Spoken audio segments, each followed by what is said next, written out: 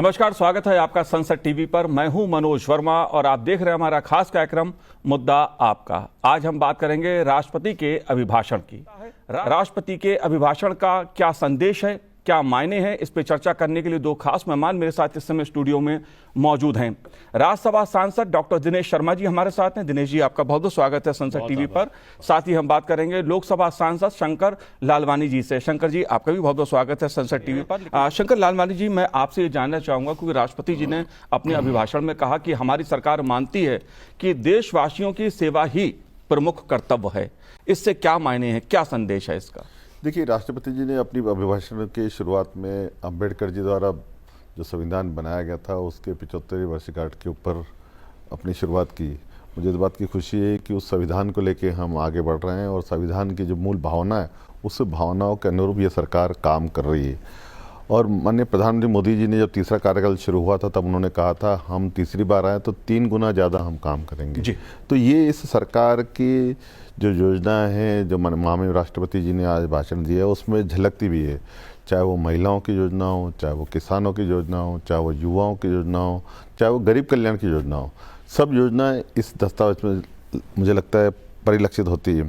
तो माननीय राष्ट्रपति जी ने इन पिछले 10 सालों में जो मोदी सरकार ने जो काम किए उनके उल्लेख किया और वास्तव में यही हमारी मूल भाव है कि जो पिछले 10 वर्षों में 25 करोड़ से भी ज़्यादा जो अति गरीब थे जी, उनका स्तर सुधरा है, बेहतर हुआ है।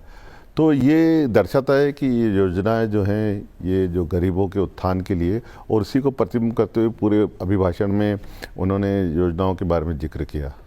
जी बिल्कुल। शंकर लालवानी जी, इस मुद्दे को मैं आपसे समझना चाहूँगा क्योंकि ऐसा माना जाता है कि जब बात हम देश की अर्थव्यवस्था की करते हैं उसमें मध्यम वर्ग की जो भूमिका होती है वो भी खासी महत्वपूर्ण होती है। सरकार ने जो 8वां वेतन आयोग है उसका भी घोषणा की और राष्ट्रपति जी ने अपने भाषण में उसका उल्लेख किया। तमाम ऐसे पहलू कि सरकार गांव गरीब किसान के लिए काम कर रही है, लेकिन सरकार समाज के हर वर्ग के लिए काम कर रही है। मध्यम वर्ग को खास तौर से विकास की मुख्य धारा में उसको और गति देना, इस पहलू को आप कैसे देखते हैं? देखिए, एक तो 8वें वेतन आयोग की घोषणा की गई, पिछली बार केंद्रीय मंत्रिमंडल ने निर्णय लिया। उसके साथ साथ पेंशन योजना की भी स्वीकृति। ये मध्यम वर्गीय जो शासकीय सर्विस में रहते हैं उनके लिए बहुत बड़ी है। आने वाले समय में उनका वेतन जो बढ़ने वाला है और अगले साल से लगभग ये तय हो जाएगा। तो ये जो मध्यम वर्गीय हमारा सर्विस क्लास के जो एक क्लास का जो वर्ग है उसके लिए एक बहुत बड़ी योजना है। अगर आम मध्यम वर्गीयों की बात करें तो माननीय प्रधानमंत्री जी का सबके लिए आवास, कोई भी बेघर नहीं रहेगा, सबके लिए आवास रहेगा। तो ये वर्ष ऐसा है कि मुझे लगता है आम व्यक्तियों के लिए आवास, चाहे वो ग्रामीण में रहता हो तो उसके लिए, शहरी क्षेत्र में रहता हो तो उसके लिए, और यही नहीं, हम जहाँ से मैं आता हूँ ग्रामीण क्षेत्र बहुत लगता है और देश में लगभग हम देखते हैं कि 70% लगभग ग्रामीण क्षेत्र में आता है। जो स्वामित्व योजना दी गई है उसका इतना बड़ा इम्पैक्ट रहा है कि जो वर्षों से वहाँ रह रहे थे गांव में, अपने उनको उनका स्वामित्व नहीं था, न कभी बैंक से लोन ले सकते हैं, न कभी दूसरी सुविधा मिल सकती है, लेकिन स्वामित्व योजना का जो लाभ मिला है उनको, ये एक बहुत बड़ा रिवोल्यूशन है आज के समय ग्रामीण क्षेत्रों के लिए। और खास करके अभी माननीय प्रधानमंत्री जी ने ये कहा कि अटल जी का हमारा 100वां वर्ष जन्म शताब्दी चल रहा है, उसमें जो उन्होंने योजना शुरू करी थी कि गाँव को सड़क से जोड़ना, और मुझे इस बात की खुशी है कि माननीय महामहिम राष्ट्रपति जी ने अपने अभिभाषण में अटल जी की योजना को लेकर कहा कि हम सभी ग्रामीण क्षेत्रों को सड़क से जोड़ेंगे। ये एक रिवोल्यूशन है, गांव में रहने वाले व्यक्ति को सड़क से जोड़ो। बिजली उपलब्ध है, सड़क है, जल जीवन मिशन है, और किसान सम्मान निधि है, ड्रोन दीदी है, लखपति दीदी है, युवाओं के लिए, उद्यमों के लिए जो उन्होंने लोन की फैसिलिटी की है। तो एक इकोसिस्टम डेवलप हुआ है देश आगे ले जाने का, और देश अब अमृतकाल में चल रहा है। जी, प्रधानमंत्री आवास योजना, आप कैसे देखते हैं इस मुद्दे को? देखिए, इस बार जो उन्होंने अपने अभिभाषण में बात कही माननीय राष्ट्रपति जी ने कि सभी के लिए आवास, वो 5,36,000 करोड़ रुपए का, तो इसमें आवास में जो आज अभिभाषण में जिक्र किया आंकड़े का, ये बहुत बड़ा आंकड़ा है। और ये एक सबको छत मिले, सबका सपना रहता है अपना घर हो, अपनी छत हो, और वो मोदी सरकार पूरा करने जा रही है। तो मुझे लगता है एक मध्यम वर्गीय का बहुत बड़ा सपना रहता है खुद का घर हो, और जिस प्रकार से योजना चल रही है, खास करके आज ये भी जिक्र हुआ कि इंफ्रास्ट्रक्चर में इन 10 सालों में जितना फंड दिया है उतना आज़ादी के बाद कभी इतना फंड नहीं मिला। और उसी का परिणाम है आज इंफ्रास्ट्रक्चर की बात करो, रोड कनेक्टिविटी की बात करो, आज पूरे देश में नेटवर्क हो गया नेशनल हाईवे का और सड़कों का। विश्व की सबसे ऊंची सड़क हमारे यहाँ है। अगर रेल की कनेक्टिविटी की बात करो, जिन्होंने रेल की पटरियाँ नहीं देखी थी आज वहाँ रेलें चल रही है, मेट्रो चल रही है। आज एयरपोर्ट की बात करूँ तो इन 10 सालों में एयरपोर्ट डबल हुए हैं। तो ये जो इंफ्रास्ट्रक्चर में जो खर्चा होता, कहते हैं इंफ्रास्ट्रक्चर में 1 रुपया खर्चा होता तो उसका मार्केट में 3 गुना असर रहता है। तो ये जो माननीय प्रधानमंत्री मोदी जी के नेतृत्व में जो कैबिनेट ने इंफ्रास्ट्रक्चर इतना फंड डाला, उसका परिणाम हमें मार्केट में दिख रहा है आज लिक्विडिटी के मार्केट में, और हम देख रहे हैं किस प्रकार देश बहुत तेजी से आगे बढ़ रहा है। उसी का परिणाम है कि जो उनकी नीतियां हैं वो हमको देखने को मिल रही है। जी शंकर लालवानी जी, मैं आपसे जानना चाहता हूं, क्योंकि बात अंत्योदय की है, गरीब की है, उस व्यक्ति की है जो समाज की अंतिम पंक्ति में खड़ा है। आपकी सरकार ने उस व्यक्ति के लिए क्या किया? देखिए, हमारा लक्ष्य ये है कि समाज के अंतिम व्यक्ति पे वो व्यक्ति खड़ा है, उसके उत्थान के लिए। और आप देखेंगे माननीय प्रधानमंत्री मोदी जी की सरकार का जो मुख्य फोकस है या कहूँ मुख्य उद्देश्य है वो यही है, समाज के अंतिम व्यक्ति के उत्थान के लिए काम करना। और उसके लिए उन्होंने जिस प्रकार से कदम उठाए हैं, जैसे अभी बताया आदरणीय शर्मा जी ने कि मूलभूत उनकी जो समस्या है, खास करके 80 करोड़ लोगों को निःशुल्क अनाज बांटना और उनको रोजगार के लिए प्रेरित करना, उनको अपने पैरों पे खड़ा होना, और हमारी मूलभूत सुविधा के लिए क्या क्या आवास चाहिए, आवास की व्यवस्था हो रही है, शुद्ध पानी चाहिए, शुद्ध पानी की व्यवस्था हो रही है, रोजगार के साधन बढ़ाना, रोजगार के साधन बढ़ रहे हैं, युवाओं को रोजगार देना, उसके लिए विभिन्न प्रकार की योजना आई है, महिलाओं को आत्मनिर्भर बनाना, उसके लिए योजना आई है। तो माननीय मोदी जी की सरकार में आत्मनिर्भर बनना और गरीबी से ऊपर उठना ये मुख्य उद्देश्य है। और तभी ये जो सर्वे का परिणाम आया कि 25 करोड़ लोग हम गरीबी रेखा से ऊपर उठे, ये उसकी परिणाम है। तो जो पूरी सरकार का जो फोकस है ये उसी पे फोकस है। और जहाँ तक स्वास्थ्य की बात है, माननीय राष्ट्रपति जी ने अपने अभिभाषण में कहा कि टीबी मुक्त करना है, कैंसर की दवाइयों पे टैक्स कम करना, 1,75,000 आरोग्य मंदिर बनाए, 70 वर्ष की आयु के ऊपर पहले तो ये था कि 5 लाख का बीमा जो होता था गरीब वर्गों के लिए था आयुष्मान योजना, अब तो 70 वर्ष के उनका तो इनकम ग्रुप ही नहीं है, सभी के लिए 70 वर्ष के ऊपर के आयुष्मान कार्ड बने। तो स्वास्थ्य हो, चिकित्सा हो, उसमें जिस प्रकार का रिवोल्यूशन आया कि आदमी को अंततः स्वास्थ्य की चिंता लगती है, वो भी सरकार कर रही है, शिक्षा दे रही है, रोजगार दे रही है। तो कुल मिला के जो आपका अंत्योदय का हमारा जो मिशन है उसमें हम तेजी से आगे बढ़ रहे हैं। अम्बेडकर ने जिस भारत का सपना देखा था, और प्रधानमंत्री नरेंद्र मोदी जी ने कई मंचों से इस बात को कहा है कि उनकी सरकार बाबा साहब के सपने को साकार कर रही है।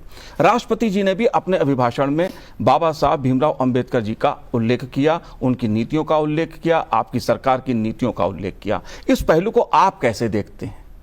देखिए, अगर मैं माननीय प्रधानमंत्री मोदी जी की सरकार की बात करूँ इस विषय पे, खास करके दलित और वंचित लोगों के लिए, आपने देखा होगा सबसे ज़्यादा उन्होंने एजुकेशन को लेकर, शिक्षा को लेकर दलित और जो हमारे पिछड़े वर्ग के लोग हैं उनके लिए पूरे देश में एकलव्य विद्यालय खोले कि हमारी जो नई पीढ़ी है वो कहीं ना कहीं समरसता का भाव होना चाहिए, वो पीछे नहीं रह जाए। और उसी को लेकर पूरे देश में एकलव्य विद्यालय, आज जहाँ जिस क्षेत्र से मैं आता हूँ वहाँ एकलव्य विद्यालय, वहाँ वो गरीब व्यक्ति जो कभी स्कूल में सोचा भी नहीं करता था मैं जाऊँ, आज अच्छी तरह हॉस्टल में रह रहा है, अच्छी शिक्षा मिल रही है, हर प्रकार का उसको इकोसिस्टम डेवलप हुआ है कि आगे वो बढ़े। यही नहीं, अगर हम बात करें दलितों के लिए सॉफ्ट लोन है, जिस इंदौर नगर से मैं आता हूँ, देश का स्वच्छतम नगर है, वहाँ जो हमारे दलित भाई स्वच्छता में जो लगे हुए थे उनको सॉफ्ट लोन देकर मशीनें खरीदी कि आप सफाई अगर चैम्बर की करना है तो पहले दलित अंदर उतरता था चैम्बर साफ करने के लिए, आज वो मशीन चलाता है और उसको ये मशीन उपलब्ध कराई मोदी सरकार ने। तो आप कल्पना कीजिए, जो नरकीय जीवन जी रहा था आज वो बड़े गर्व के साथ जीते हैं। और इसका जीता जाता उदाहरण हमारी महामहिम राष्ट्रपति जी उस वर्ग से आती हैं जो देश के सर्वोच्च पद पे है। ये है मोदी सरकार का विजन। जी, जाहिर सी बात है युवाओं का मुद्दा खासा महत्वपूर्ण है, रोजगार की दृष्टि से भी, आत्मनिर्भरता की दृष्टि से, शिक्षा की दृष्टि से, उच्च शिक्षा की दृष्टि से। शंकर लालवानी जी, मैं आपसे समझना चाहूंगा क्योंकि बात नौजवानों की है, देश के युवा वर्ग की है, और जब युवा वर्ग की बात करते हैं तो बात मैं उच्च शिक्षा की करूंगा, रोजगार की करूंगा, क्योंकि राष्ट्रपति जी ने अपने अभिभाषण में इसका भी उल्लेख किया है। इस मुद्दे पर आप कैसे देखते हैं, जो आपकी सरकार का कार्यकाल रहा है उसमें युवाओं की जो प्राथमिकता रही है वो किस स्तर पर रही है? देखिए, सबसे पहले तो मैं एक बताना चाहूँगा, माननीय प्रधानमंत्री जी ने कहा था कि हम 10 लाख नौकरियां देंगे और उसी क्रम में उन्होंने नौकरी देने का, हर माह नौकरी देने का कार्यक्रम, और मैं स्वयं उस कार्यक्रम में उपस्थित रहता हूँ। तो जो रोज नवयुवक है उनको सरकारी नौकरी मिल रही, लेकिन नवयुवकों को आत्मनिर्भर बनाने के लिए सॉफ्ट लोन, मुद्रा लोन है, अन्य प्रकार के लोन है, उनको सॉफ्ट लोन भी दिए जा रहे हैं, और ताकि वो आत्मनिर्भर बने, नौकरी करने वाले नहीं, नौकरी देने वाले बने। और उसमें सरकार बहुत सारे एमएसएमई को लेकर खास करके उन्होंने जो सीड फंड दिया है। सबसे बड़ी बात ये है कि जो स्टार्टअप हमने कभी नाम ना सुना था, माननीय प्रधानमंत्री जी के आने के बाद स्टार्टअप में जो इकोसिस्टम डेवलप हुआ है, आज हम दुनिया के तीसरे नंबर पे स्टार्टअप पे आ गए हैं, और ग्रोथ रेट की बात करूं तो हम टॉप 2 पे आ गए हैं। तो इस प्रकार से जो स्टार्टअप का जो इकोसिस्टम देश में डेवलप हुआ है, हमारे पास आइडिया बहुत है, हमारे पास युवाओं पे शक्ति बहुत है, लेकिन उनको एक वातावरण देना था जो मोदी सरकार ने दिया है, और उसके कारण युवा इसमें लगे हैं और इंक्यूबेशन सेंटर बने देश भर में। युवा अब इसमें रिसर्च कर रहे हैं, रिसर्च के लिए अलग फंड दिया है जी। आज राष्ट्रपति जी ने भी अपने अभिभाषण में कहा कि रिसर्च, पहले हमारा युवा विदेश जाता था रिसर्च के लिए, आज विदेश का लोग यहाँ आ रहे हैं रिसर्च के लिए, क्योंकि ऐसा इकोसिस्टम डेवलप हुआ है। तो मुझे लगता है कि जो इंटर्नशिप वाला जो मामला है, जिस प्रकार से पहले जब मैं भी इंजीनियर बन के बाहर निकला था तो एक ब्लाइंडनेस थी कि कहाँ इंटर्नशिप करेंगे, लेकिन मोदी सरकार ने तो आज ऐसी योजना लागू की कि हर युवा को इंटर्नशिप योजना लागू करके उनको अनुभव दिया। और कौशल के मामले में तो सरकार ने कौशल संस्थाएं हर जिले में किए, ताकि हमारा युवा कौशल बने, उसको व्यवहारिक ज्ञान हो, और जब व्यवहारिक ज्ञान और कौशल बनेगा तो वो अपने आप रोजगार के साधन दूसरों को दे पाएगा। ये जो रिवॉल्यूशन आया, ये तभी संभव हुआ है कि हमारे मोदी जी ने जिस प्रकार के युवाओं के लिए रोजगार दिए। यही नहीं, अगर मैं स्पोर्ट्स में बात करूँ, अभी स्पोर्ट का इतना अच्छा युवाओं के लिए एक अपॉर्चुनिटी हुई है कि गाँव में पहले ऐसा था कि हमारा रिश्तेदार है, हमारा परिचित है, वो स्पोर्ट में आगे बढ़ते थे। आज तो समाज के अंतिम में अगर गाँव में भी कोई अच्छा खेलने वाला है तो वो ओलंपिक खेलने जाएगा, और हमने देखे इस बार तो ओलंपिक में भी हमने पदक लिए। तो युवाओं को आगे बढ़ाने के लिए समग्र योजना बन रही है, और मुझे पूरा विश्वास है कि आने वाला समय हमारे युवाओं का है। जी शंकर लालवानी जी, अगर मैं बात टेक्नोलॉजी की करूं, खासतौर से डिजिटल इंडिया की जाए, तो आपकी सरकार का ये दावा रहा है कि हमारी सरकार ने, जिसका उल्लेख राष्ट्रपति जी ने अपने उसमें किया, कि टेक्नोलॉजी के जरिए लोगों के जीवन में किस प्रकार से सकारात्मक परिवर्तन आए, इस दिशा में सरकार ने भरपूर काम किया है। आप मुझे बता सकते हैं ऐसे कौन कौन से काम हैं जिसके चलते सामाजिक स्तर पर, आर्थिक स्तर पर लोगों के जीवन में व्यापक बदलाव आया है? देखिए, मुझे वो दिन याद आ रहा है जब माननीय प्रधानमंत्री जी ने लोकसभा में अपने अभिभाषण में कहा था कि हम डिजिटल इंडिया बनाना चाहते हैं जी। और उस समय विपक्षी नेता उस बात को लेकर हंस रहे थे कि हमारा देश गरीब, हमारा देश किसानों का देश, ये देश डिजिटल कैसे बन सकता है। लेकिन प्रधानमंत्री जी का संकल्प था, और हम देख रहे हैं उसका सबसे बड़ा उदाहरण हमें कोविड को देखने में मिला।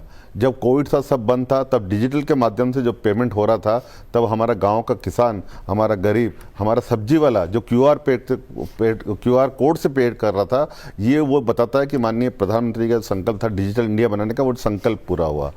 जब शर्मा जी ने भी बात करी कि पहले एक समय था जब यहाँ से 1 रुपया भेजते थे तो 15 पैसे 20 पैसे पहुँचते थे, यही उस समय के प्रधानमंत्री जी ने कहा था। लेकिन आज 1 रुपया यहाँ से भेजते हैं, सीधे डायरेक्ट पेमेंट उनके अकाउंट में जाता है। ये बहुत बड़ी उपलब्धि डिजिटल के माध्यम से।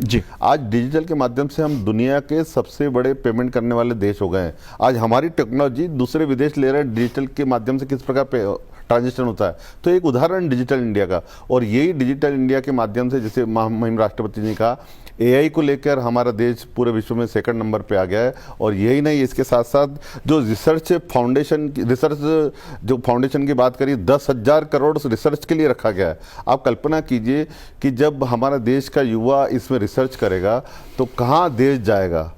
ये बात सही है कि 2047 में जब देश 100 वर्ष होंगे आज़ादी के, तो हमारा देश टेक्नोलॉजी में भी लीड करेगा। ये उसका एक फाउंडेशन है जो माननीय प्रधानमंत्री ने कहा है 10,000 करोड़ रखने की।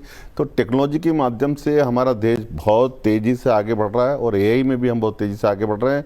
यही नहीं, एजुकेशन के मामले में भी बहुत सारे रिसर्च और कौशल दोनों को साथ में मिला के कहा, तो निश्चित तौर पर युवा आगे बढ़ रहा है और टेक्नोलॉजी के माध्यम से आगे बढ़ रहा है। जी बिल्कुल, विकसित भारत का लक्ष्य। शंकर लालवानी जी, इस मुद्दे को आप कैसे देखते हैं, क्योंकि इसके कई पहलू जुड़े हुए हैं?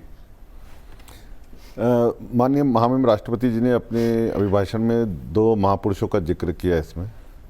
एक तो सरदार वल्लभ भाई पटेल, उनकी 150वीं जयंती वर्ष है, और उनका जो मुख्य ध्येय था कि राष्ट्र प्रथम। आप देख रहे होंगे हमारे पार्टी के जितने भी नेता हैं, माननीय प्रधानमंत्री से लेकर नीचे तक, वो एक ही बात करते हैं, राष्ट्र प्रथम। पार्टी दूसरे स्थान पर, तीसरे स्थान पर व्यक्ति। तो इस वाक्य को लेके हम चल रहे हैं सरदार वल्लभ भाई पटेल को, और उसी वाक्य को महामहिम राष्ट्रपति जी ने भी आज जिक्र किया। और दूसरा था श्यामा प्रसाद मुखर्जी का 125वीं जयंती वर्ष चल रहा है, और उन्होंने कहा था सिर्फ भौतिक भाग से हम आगे नहीं बढ़ सकते, सांस्कृतिक राष्ट्र को निर्माण हमें करना है। तो इन दो बातों का समावेश करके राष्ट्र को परम वैभव तक पहुंचाना, और हम सब मिलकर, जो महामहिम राष्ट्रपति जी ने अपनी अंतिम लाइन कही कि हम साथ मिलकर आगे बढ़ेंगे और भावी पीढ़ी को 2047 में विकसित राष्ट्र दिखाएंगे। ये एक बहुत बड़ी बात उन्होंने कही है, आने वाली पीढ़ी को विकसित राष्ट्र दिखाने की, और उसी लक्ष्य को लेकर मोदी सरकार चल रही है। तो आज इस कार्यक्रम में इतना ही, मुझे दीजिए आज्ञा, नमस्कार।